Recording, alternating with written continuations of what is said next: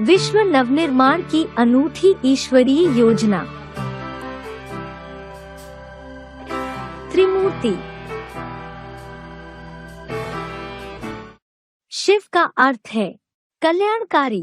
परमपिता परमात्मा का यह नाम इसलिए है कि सृष्टि चक्र के अंत में जब मनुष्यात्माएं तथा प्रकृति पतित एवं तमो प्रधान बन जाती हैं, तो परमधाम निवासी परमपिता परमात्मा शिव ज्योतिर्बिंदु मनुष्य शरीर का आधार लेकर मनुष्यात्माओं और प्रकृति दोनों को पावन एवं सतो प्रधान बनाते हैं। उनके इस कर्तव्य की यादगार में ही शिवरात्रि अर्थात परमपिता के शब्दों में शिव जयंती का त्योहार मनाया जाता है। सुप्रीम सोल शिव किसी पुरुष के बीज से या माता के गर्भ से जन्म नहीं लेते। वे प्रजापिता द्वारा मनुष्य सृष्टि रूपी वृक्ष के चैतन्य बीज हैं और जन्म मरण तथा कर्म बंधन रहित हैं। अतः वे अपना कर्तव्य करने के लिए किसी साधारण वृद्ध मनुष्य के तन में दिव्य प्रवेश करते हैं। इसे ही परमपिता प्लस परमात्मा का दिव्य अवतरण कहा जाता है, क्योंकि उनका अपना शरीर नहीं होता है। उनका दिव्य कर्तव्य 3 चरणों में संपन्न होता है: स्थापना, विनाश और पालना। इन 3 कर्तव्यों के लिए वे अव्यक्त स्थिति धारण करने वाली 3 साकार देवात्माओं का आधार लेते हैं। वे देवात्माएं हैं ब्रह्मा, शंकर तथा विष्णु। मनुष्य सृष्टि रूपी रंगमंच पर उनके दिव्य अवतरण के बाद कौन सी 3 आत्माएं ब्रह्मा, शंकर एवं विष्णु के पात्रों का अभिनय करती हैं, यह जानने के लिए हमें सन 1936-37 में परमपिता प्लस परमात्मा के अवतरण से लेकर अब तक की घटनाओं को जानना जरूरी है। परमपिता प्लस परमात्मा का यह कार्य सन 1936-37 में पाकिस्तान के सिंध हैदराबाद शहर से प्रारंभ हुआ, जब उन्होंने दादा लेखराज नामक एक विख्यात हीरों के व्यापारी को विष्णु चतुर्भुज, नर्क की पुरानी दुनिया के विनाश और स्वर्ग की नई दुनिया की स्थापना का साक्षात्कार कराया। किंतु वे उन दिव्य साक्षात्कारों का अर्थ समझ ना पाए।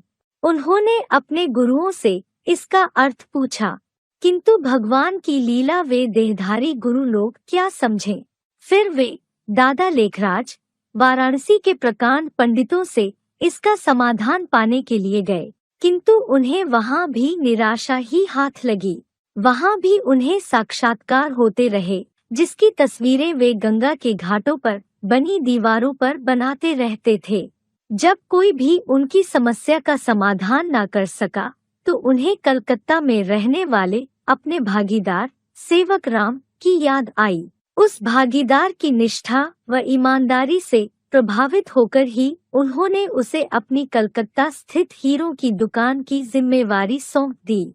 बाद में दादा लेखराज कलकत्ता गए, किंतु सीधे उस भागीदार को अपने साक्षात्कारों का वर्णन करने के बजाय उन्होंने अपनी नजदीकी संबंध की माता को सुनाया और उस माता ने दूसरी माता को सुनाया, जो बोलने सुनने सुनाने में सिद्धहस्त थी। बाद में जब सुनने सुनाने में सिद्धहस्त माता ने प्रजापिता भागीदार को सुनाया, उसी समय ज्योति बिंदु परमपिता प्लस परमात्मा शिव ने उसी माता और प्रजापिता भागीदार में साथ ही साथ उनके अनजाने ही प्रवेश कर लिया और इस प्रकार उस वक्त सिद्धहस्त माता द्वारा साक्षात्कारों का वर्णन सुनने सुनाने की प्रक्रिया द्वारा भक्ति मार्ग की तथा भागीदार द्वारा ज्ञान समझने समझाने की प्रक्रिया द्वारा ज्ञान मार्ग की नींव पड़ गई।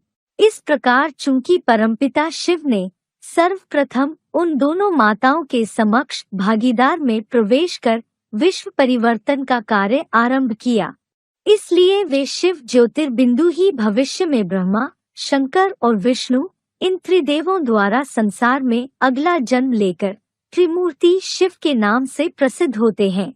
कुछ समय के बाद दादा लेखराज ने भागीदार और नजदीकी संबंध की माता के प्रैक्टिकल पाठ और साक्षात्कारों के अनुभव से अपने वर्तमान जन्म के पाठ ब्रह्मा के स्वरूप और भविष्य सतयुग में कृष्ण के रूप में प्रथम महाराज कुमार के स्वरूप को भी पहचान लिया।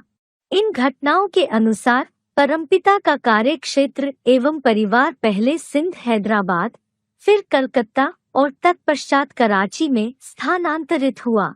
पहले कुछ वर्षों तक सिंध हैदराबाद में भागीदार द्वारा और फिर कराची में माताओं के द्वारा परमपिता ने ज्ञान और राजयोग की शिक्षा दी। प्रारंभ में यह परिवार ओम मंडली के नाम से जाना जाता था, क्योंकि ओम की ध्वनि लगाते ही सभी ध्यान में चले जाते थे तथा वैकुंठ और कृष्ण का साक्षात्कार करते थे। संयोगवश सन 1946-47 तक परमपिता प्लस परमात्मा के इस अलौकिक परिवार के 3 सदस्यों भागीदार, आदि माता तथा नजदीकी संबंध की माता का देहावसान हो गया। तत्पश्चात परमपिता ने दादा लेखराज के द्वारा विश्व परिवर्तन का कार्य जारी रखा। उस समय मौजूद कन्या माताओं में एक उमराधे नामक कन्या भी थी, जिन्होंने अपने वर्तमान जन्म के सरस्वती नामक पाठ का और भविष्य सतयुग में 16 कला संपन्न राधा के रूप में प्रथम महाराज कुमारी के स्वरूप का भी निश्चय कर लिया। सन 1951 में यह परिवार पाकिस्तान से माउंट आबू, राजस्थान स्थानांतरित हुआ। इसी दौरान ओम मंडली का नाम ब्रह्मा कुमारी ईश्वरीय विश्वविद्यालय पड़ा और प्रचार प्रसार आरंभ किया। ज्योतिर्बिंदु शिव ने दादा लेखराज उर्फ ब्रह्मा के शरीर में प्रवेश कर सन 1951 से 18 जनवरी 1969 तक जो महावाक्य उच्चारे, उन्हें ज्ञान मुरली कहा जाता है। सन 1947 से 1965-68 तक ब्रह्मा कुमारी ओमराधे एवं दादा लेखराज ने जगदम्बा और प्रजापिता ब्रह्मा के कार्यवाहक पात्रों का अभिनय किया।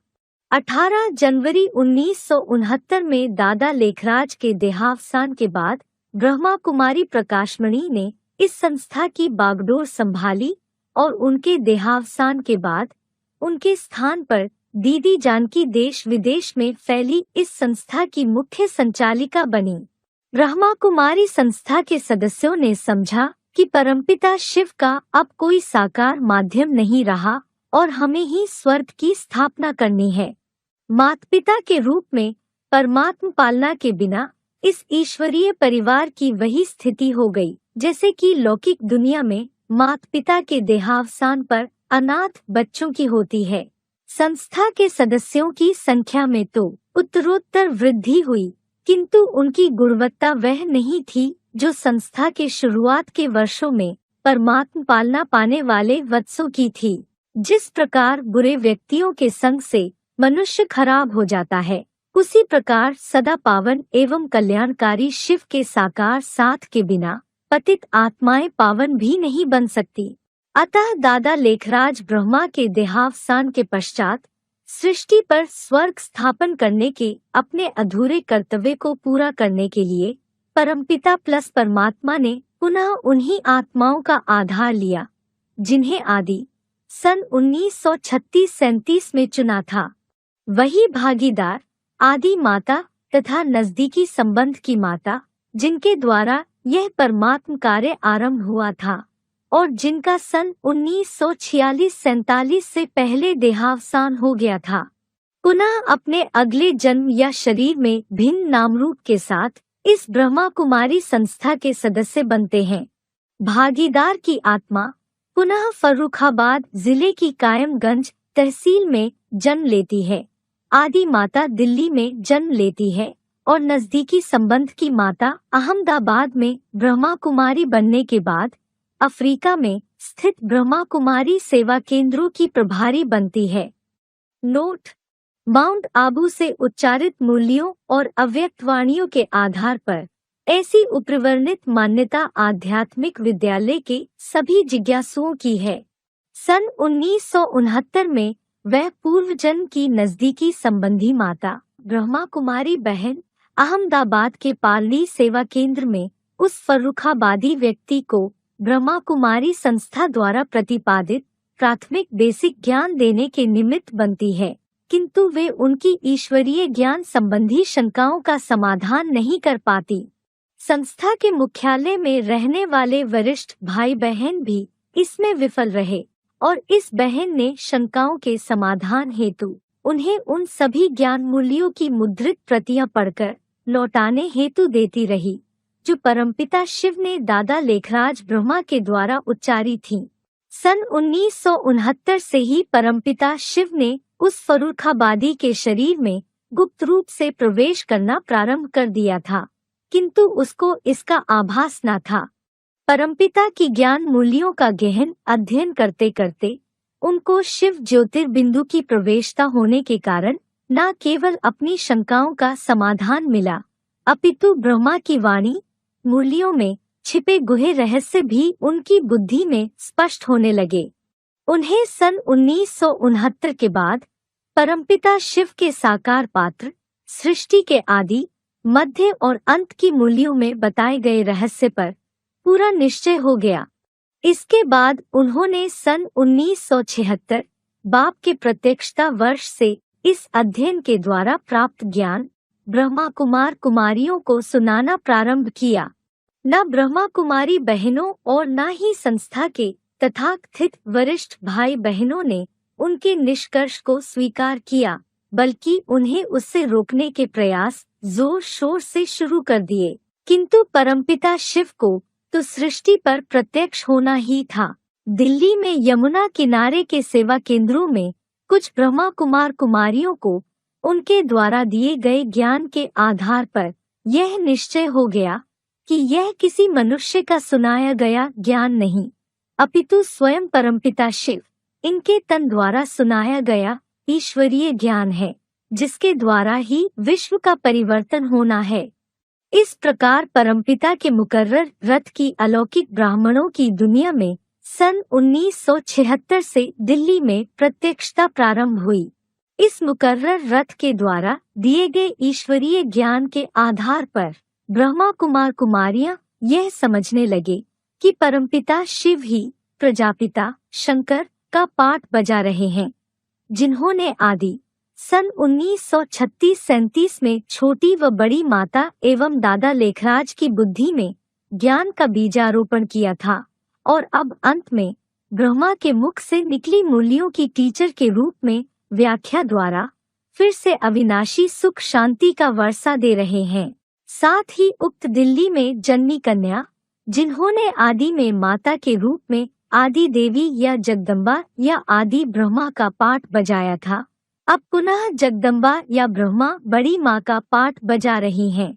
वास्तव में दादा लेखराज ब्रह्मा की आत्मा ही उनमें प्रवेश कर यह पाठ बजाती है और आदि अंत में पाठ बजाने वाली नजदीकी संबंध की माता, जो पिछले जन्म में सन 1942-47 के बीच में कुछ समय के लिए परमात्म परिवार की पालना का आधार बनी थी, अब निकट भविष्य में वैष्णवी देवी के रूप में इस एडवांस ज्ञान को सारे विश्व में फैलाने के निमित्त बनेगी तथा प्रजापिता के साथ विनाश के पहले और बाद में भी वैष्णवी देवी या विष्णु अर्थात लक्ष्मी नारायण के रूप में पालना का पाठ बजाएगी।